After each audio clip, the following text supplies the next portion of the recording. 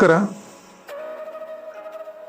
ಗುರು ಬ್ರಹ್ಮ ಗುರು ವಿಷ್ಣು ಗುರುದೇವೋ ಮಹೇಶ್ವರ ಗುರು ಸಾಕ್ಷಾತ್ ಪರಬ್ರಹ್ಮ ತಸ್ಮೈ ಶ್ರೀ ಗುರುಭ್ಯೋ ನಮಃ. ಸೊ ಈ ದಿನ ಜ್ಯೋತಿಷ್ಯ ಬೆಳಕು ಕಾರ್ಯಕ್ರಮದಲ್ಲಿ ಮೂಲವಾಗಿ 27 ನಕ್ಷತ್ರಗಳಲ್ಲಿ 13ನೇ ನಕ್ಷತ್ರ ಹಸ್ತ ನಕ್ಷತ್ರದ ಬಗ್ಗೆ ನೋಡೋಣ. ಅದಕ್ಕಿಂತ ಮುಖ್ಯವಾಗಿ ಋಷಿ ಮುನಿಗಳು ಪ್ರಾಣಾಯಾಮ ಪರಂಬಲಂ ಅಂತ ಒಂದು ವಾಕ್ಯವನ್ನು ಹೇಳಿದ್ದಾರೆ.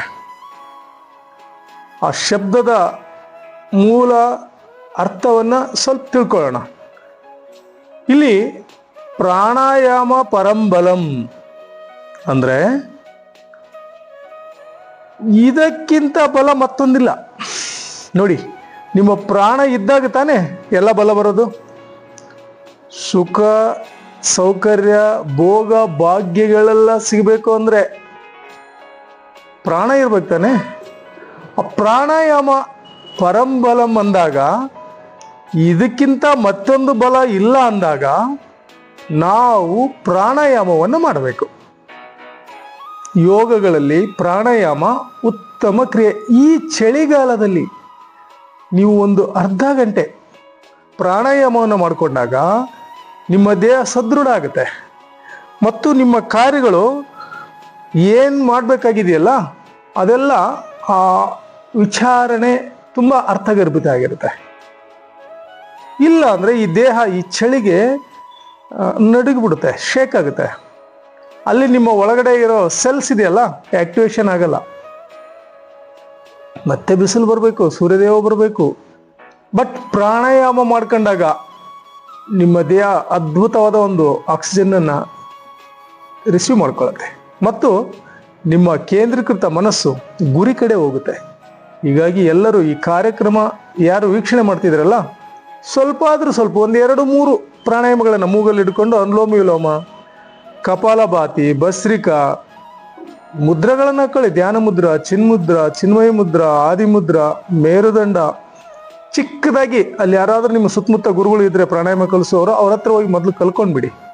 ಒಂದು 30 ನಿಮಿಷ ನಿಮ್ಮ ದೇಹಕ್ಕೋಸ್ಕರ ಇಡಿ. ಈ ಚಳಿಗಾಲ ಮುಗಿಯುವವರೆಗೂ ದೇಹ ಸದೃಢವಾಗಿ ಇಟ್ಕೋಬೇಕಾಗಿದ್ದು ನಿಮ್ಮೆಲ್ಲರ ಕರ್ತವ್ಯ. ಈಗ ಹಸ್ತ ನಕ್ಷತ್ರದ ಬಗ್ಗೆ ನೋಡೋಣ. ಹಸ್ತ ನಕ್ಷತ್ರದವರು ಉತ್ಸಾಹವಂತರವರು. ಯಾವುದೇ ಕಾರ್ಯ ಮಾಡಿದ್ರು ಉತ್ಸಾಹದ ಕಡೆ ಗಮನ ಇರುತ್ತೆ ಮತ್ತು ಧೈರ್ಯವಂತರು. ಹಾಗೆ ಸೇಫ್ ಝೋನಲ್ಲಿ ಇರುವಂಥವ್ರು. ಯಾವುದೇ ಕಾರ್ಯ ಮಾಡಿದ್ರು ಸೇಫ್ ಆಗಿ ಇಟ್ಕೊಂಡು ಮಾಡುವಂಥವ್ರು. ದಿಢೀರನೆ ನುಗ್ಗಿ ಆ ಕಾರ್ಯವನ್ನು ಮುಗಿಸುವವರಲ್ಲ. ಯಾಕೆ ಅಂದ್ರೆ ಈ ಹಸ್ತ ನಕ್ಷತ್ರದ ಅಧಿಪತಿ ಚಂದ್ರ. Safe zone. ಚಂದ್ರೋ ಮನಸ್ಸೋ ಜಾಯತೆ. ಚಂದ್ರ ಯಾವತ್ತು ಸೇಫ್ ಸೈಡ್ ನೋಡ್ತಾನೆ. ಮತ್ತು ಕನ್ಯಾ ರಾಶಿಗೆ ಒಳಪಡೋದ್ರಿಂದ ಈ ಕನ್ಯಾ ರಾಶಿ ಅಧಿಪತಿ ಬುಧ ಆಗ್ತಾನೆ. ಹೀಗಾಗಿ ಈ ರಾಶಿಯವರು ತುಂಬ ಒಳ್ಳೆಯವರು ಅಂತ ಹೇಳ್ತೀನಿ. ಬಟ್ ಈ ರಾಶಿಯವರ ಜಾತಕದಲ್ಲಿ 6, 8, 12ನೇ ಮನೆಯಲ್ಲಿ ನೆಗೆಟಿವ್ ಗ್ರಹಗಳೇನಾದ್ರೂ ಕೂತಿದ್ರೆ, ರಾಹು ಕೇತು ಶನಿ ಯಾರಾದ್ರೂ ಒಬ್ರು ಕಂಜೆಸ್ಟೆಡ್ ಆಗಿದ್ರೆ ಇವರು ಕೆಟ್ಟ ಕಾರ್ಯಗಳಲ್ಲಿ ಪರಿಣಿತರು. ಯಾಕೆ ಅಂದ್ರೆ 6, 8, 12ನೇ ಮನೆಯ ಸ್ವಾಮಿ ಗ್ರಹಗಳಿದಾವಲ್ಲ, ಆತನ ಮನಸ್ಸನ್ನ ಆ ಕಡೆ ಉತ್ಸಾಹ ಬರೋಂಗ್ ಮಾಡುತ್ತೆ. ಯಾರಾದ್ರೂ ತುಂಬಾ ಕಳ್ತನ ಮಾಡ್ತಾ ಇದ್ದಾರೆ ಅಂದ್ರೆ ಇವರು ಮುಂಚೂಣಿಯಲ್ಲಿ ಇರ್ತಾರೆ. ಕೋಟಿ ಕೋಟಿ ಬ್ಯಾಂಕನ್ನೇ ದರೋಡೆ ಮಾಡ್ತಾ ಇದ್ದಾರೆ ಅಂದ್ರೆ ಆ ಲಿಸ್ಟ್ ನಲ್ಲಿ ಇವ್ರು ಇರ್ತಾರೆ. ಯಾಕೆಂದ್ರೆ 6, 8, 12ನೇ ಮನೆಯಲ್ಲಿ ನೆಗೆಟಿವ್ ಗ್ರಹಗಳು ಕೂತ್ರೆ ಕೆಟ್ಟ ಕಾರ್ಯಗಳಿಗೆ ಪ್ರಚೋದನೆ ಕೊಡುತ್ತೆ, ಅದಕ್ಕೆ ಉತ್ಸಾಹ ಬರುವ ಹಾಗೆ ಮಾಡುತ್ತೆ. ಹೀಗಾಗಿ ನಿಮ್ಮ ಜಾತಕವನ್ನ ನೋಡ್ಕೊಂಡು ನಿಮ್ಮ ಗ್ರಹಗತಿಗಳ ಒಂದು ಬ್ಯಾಲೆನ್ಸ್ ತಿಳ್ಕೊಂಡು ನಿಮ್ಮ ಮನಸ್ಸನ್ನ ನೆಗೆಟಿವ್ ಕಡೆ ಹೋಗದ ಹಾಗೆ ಓನ್ಲಿ ಪಾಸಿಟಿವ್ ಕೊಟ್ಕೊಂಡು ನೀವು ಸುಖವಾಗಿ ಬದುಕಲಿಕ್ಕೆ ಅವಕಾಶ ಬಹಳಷ್ಟಿದೆ. ಇಲ್ಲ ಅಂದ್ರೆ ಬ್ಯಾಡ್ ನೇಮ್ ತಗೋತೀರಿ. ಬ್ಯಾಡ್ ನೇಮ್ ಬೇಗ ಬಂದ್ಬಿಡುತ್ತೆ ನಿಮ್ಗೆ. ಸಣ್ಣ ಬಾಲಕರಿದ್ದಾಗನೇ ಶುರುವಾಗ್ಬಿಡುತ್ತೆ ಬ್ಯಾಡ್ ನೇಮ್, ಗ್ರಹಗಳೇನಾದ್ರೂ ಸರಿ ಇರ್ಲಿಲ್ಲ ಅಂದ್ರೆ. ಮತ್ತು ಒಳ್ಳೆಯವರ ಸಂಘದಿಂದ ಗುರುಗಳ ಮಾರ್ಗದರ್ಶನದಿಂದ ಹೋದಾಗ ಬ್ಯೂಟಿಫುಲ್ ವ್ಯಕ್ತಿಗಳಾಗಿರ್ತೀರಿ ನೀವು. ತುಂಬಾ ಒಳ್ಳೆ ಸ್ಥಾನದಲ್ಲಿರುವಂತ ವ್ಯಕ್ತಿಗಳು ಹಸ್ತ ನಕ್ಷತ್ರದಲ್ಲಿ ಆಗಿರ್ತೀರಿ. ಬಟ್ ಇದಕ್ಕೆ ಸಂಘ ಬಹಳ ಇಂಪಾರ್ಟೆಂಟ್. ಸಂಘ ದೋಷ ಬರದಾಗೆ ನೋಡ್ಕೊಳ್ಳಿ. ಗ್ರಹಗಳಿಗೆ ಶಾಂತಿಯನ್ನ, ಪೂಜೆಯನ್ನ, ಹೋಮವನ್ನ, ಹವನವನ್ನ ಮಾಡ್ಕೊಳ್ಳಿ.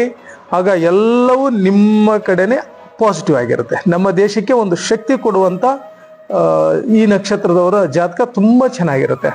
ಮತ್ತು ಇವರು ಹೆಚ್ಚಾಗಿ ಈ ಹರಳುಗಳನ್ನು ಪಚ್ಚವನ್ನು ಧರಿಸಿ ಮತ್ತು ಆ ಮುತ್ತು ಮತ್ತು ಪಚ್ಚೆ ಎರಡೂ ಸ್ಟೋನನ್ನು ನೀವು ಬಳಸಲಿಕ್ಕೆ ತುಂಬ ಚೆನ್ನಾಗಿರುತ್ತೆ. ಬಳಸಿದರೆ ತುಂಬ ಬೆನಿಫಿಟನ್ನು ಸಿಗುತ್ತೆ.